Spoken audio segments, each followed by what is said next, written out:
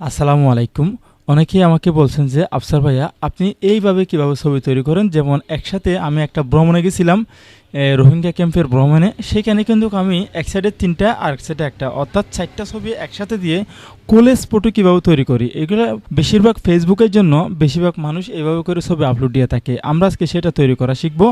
আমরা Google Chrome browser আসলাম। আপনি mobile থেকেও সেমভাবে আসতে পারেন। আমি মোবাইল থেকে না আসে আমি কম্পিউটার থেকে আসলাম। আপনি মোবাইল থেকে আসতে পারেন। এখানে গুগলে ক্লিক করার সাথে সাথে PI7 এখানে ক্লিক করবেন। ক্লিক করার সাথে সাথে আপনি সর্বপ্রথম যে ওয়েবসাইট আছে সেখানে ক্লিক করে দিবেন। জাস্ট একেবারে সোজা একটি কাজ, একেবারে পানির মতো সহজ একটি কাজ। এখানে বেশ কিছু অপশন রয়েছে। এই জায়গাতে আসার পরে এখানে ফটো কলেজ মেকার এখানে ক্লিক করে দিবেন। ক্লিক করার সাথে সাথে একটা অ্যাড আসবে, এটি ক্লোজ করে দিবেন। তারপরে আমাদের কাজ শুরু। এই যে দেখুন এরকমভাবে ইন্টারফেস শুরু হবে।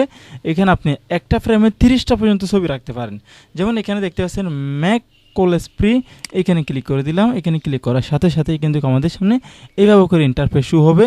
এই যে এইখানে দেখতে পাচ্ছেন আমি ফেসবুকের জন্য 4/3 দিয়ে থাকি। এখানে এই সাইজটা দিলাম। এই সাইজটা দিয়ে একটু নিচের দিকে আসে।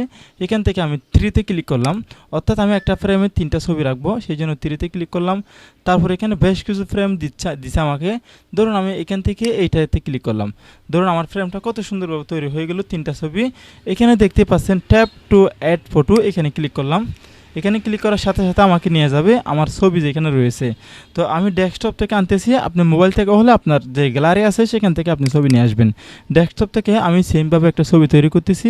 সাপোজ মনে করুন আমি সর্বপ্রথমে রোহিঙ্গাদের যে ঘর বাড়িগুলো রয়েছে সেরকম একটি ছবি দিচ্ছি। এই যে এই ছবিটি দিলাম। এই ছবিটি দেওয়ার পরে আমি ওপেনে ক্লিক করলাম। ওপেনে ক্লিক করার পর আমার একটা ছবি চলে আসছে। আমি এটাকে একটু ব্রাইটনেস বাড়াবো হালকা করে। এখান থেকে হালকা করে ব্রাইটনেস বাড়াবো যাতে করে ছবিটা যেভাবে সুন্দর দেখা যায় আর কি। ঠিক আছে। তারপর আমি দ্বিতীয় অপশনে গেলাম, এখানে ক্লিক করলাম। এখানে ক্লিক করে আমি আরেকটি ছবি নেব। এই ছবিটা নিলাম। এই যে দেখুন এই ছবিটা এখানে চলে আসছে। এটা একটু ব্রাইটনেসটা বাড়াবো হালকা করে, যেভাবে করে দেখলে সুন্দর দেখা যায় ছবিটা।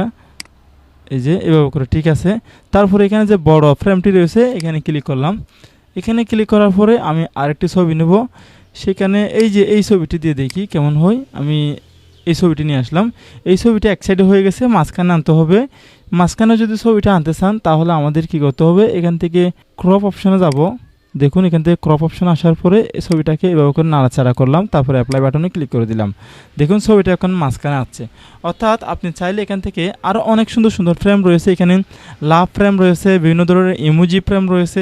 এখান থেকে আপনার ইচ্ছা মতো একটি ফ্রেম চয়েস করে আপনি নিতে পারবেন। সাপোজ আমি এই ফ্রেমটি চয়েস করলাম আর কি। তারপর এখন আমার কাজ হচ্ছে গিয়ে এই যে এখান থেকে এক্সপোর্টে ক্লিক করা।